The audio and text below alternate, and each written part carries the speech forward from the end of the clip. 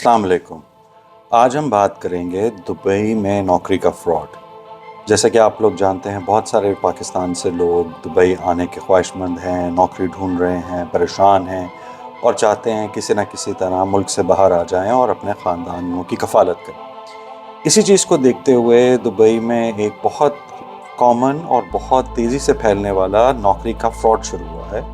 ये कल मेरे सामने आया तो मैंने समझा कि इसके बारे में आप सबको मुझे एजुकेट करने की ज़रूरत है, ताकि आप अपने आप को बचा सकें और इन ऐसे हथकंडों से, ऐसी ट्रिक से, ऐसे फ्रॉड से अपनी हिफाजत कर सकें और जो सही तरीका है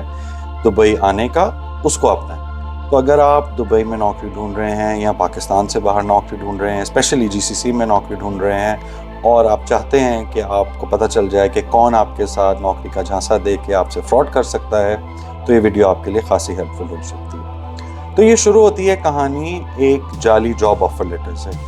एक बंदा पाकिस्तान में बैठा होता है, उसको अचानक से एक जॉब ऑफर लेटर रिसीव होता है और कहा जाता है कि जी आपकी नौकरी लग गई है, ये आपका ऑफर लेटर है, ये आपकी पोजीशन होगी, ये आपकी तनख्वाह होगी और so on and so fourth. अब जैसे ही एक बंदा जो पाकिस्तान में बैठा है, खासा परेशान है, उसको इस तरह एक जॉब ऑफर मिलती है तो वो खासा खुश हो जाता है कि यार शायद ये वाकई सच है।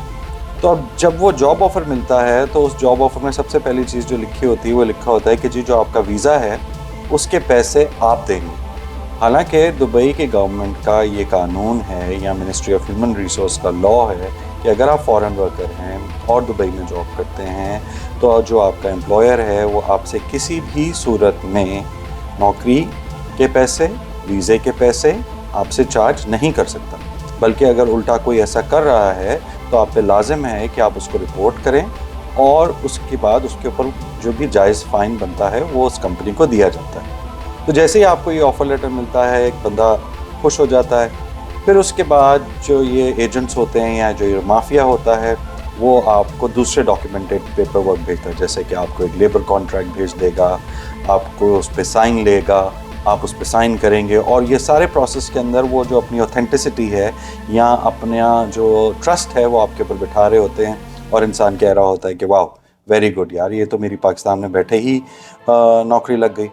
जैसे ही आप उस फेज़ से गुज़रते हैं तो वो आपको कहता है कि जी मुझे 6 से 8 हज़ार दरहम जो हैं वो आप ट्रांसफ़र कीजिए, ये आपको इस नौकरी देने का चार्ज है और जैसे ही आप ये नौकरी के पैसे मुझे ट्रांसफ़र करेंगे तो मैं आपको आपका वीज़ा भेज दूँगा। अच्छा, ये दो सूरतें होती हैं। कई दफ़ा वो पहले पैसे मांग लेते हैं या कई दफ़ा ये वीज़ा जब आपको वो भेजते हैं या वीज़े का एक व्हाट्सएप पिक्चर आपको भेजते हैं उसके बाद वो आपसे इस बात का तकाज़ा करते हैं कि जी आप अब हमें पैसे भेजिए। और लोग खुशी के मारे, जज्बात के मारे, परेशानी के मारे फ़ौरन से वो पैसों का बंदोबस्त करने लग जाते हैं और ये पैसे इन लोगों तक पहुंचा देते हैं। अब जैसे ही ये पैसे इनके पास पहुंच जाते हैं उसके बाद ये ना आपसे कोई ताल्लुक़ रखते हैं, ना आपको कोई इनके वेयर अबाउट्स पता होते हैं और आप बल्कि उल्टा परेशान होकर ये सोच रहे होते हैं कि आपके साथ एक ये शदीद किस्म का फ्रॉड हो गया।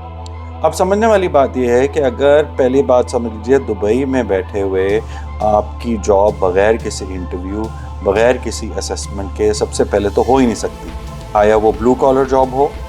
चाहे वो वाइट कॉलर जॉब। तो ये बहुत ज़्यादा इम्पॉर्टेंट है कि बग़ैर किसी चीज़ के आपकी जॉब हो जाए। उसके बाद फ़र्ज़ करें अगर आपकी जॉब हो भी गई है तो ये मुमकिन ही नहीं है कि आपका वीज़ा बग़ैर आपका कोई डॉक्यूमेंट लिए, बग़ैर आपका कोई पासपोर्ट कॉपी लिए, बग़ैर आपकी कोई पिक्चर लिए, पुराना जॉब एक्सपीरियंस लेटर लिए आपको कोई भी वीज़ा इशू कर दे, क्योंकि यहाँ का जो डिपार्टमेंट ऑफ ह्यूमन रिसोर्स है या मिनिस्ट्री ऑफ लेबर है वो इस तरह बिल्कुल काम नहीं करता। वो मेक श्योर करता है कि जी ये सारे कागजात जब पूरे होंगे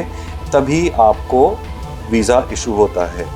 फिर उसके बाद जब ये सारा प्रोसेस निकल जाता है तो हर इंसान के ऊपर ये लाजिम है कि जैसे ही आपको कोई जॉब ऑफ़र आए या एम्प्लॉयमेंट वीज़ा आपको कोई भेजता है तो यहाँ पे गवर्नमेंट की वेबसाइट्स हैं जिसमें GDFRA है,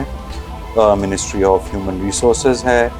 उनकी वेबसाइट पे जाके जो कोई भी आपको वीज़ा भेजा गया है आप उसका रेफरेंस नंबर डालिए, उसको चेक कीजिए और चेक करने के बाद तसल्ली करके वेरीफाई करके फिर आगे कोई कदम उठाइए। क्योंकि अगर आप बग़ैर चेक किए इस तरह पाकिस्तान में किसी एयरपोर्ट पे जाएंगे तो खासा ख़दशा है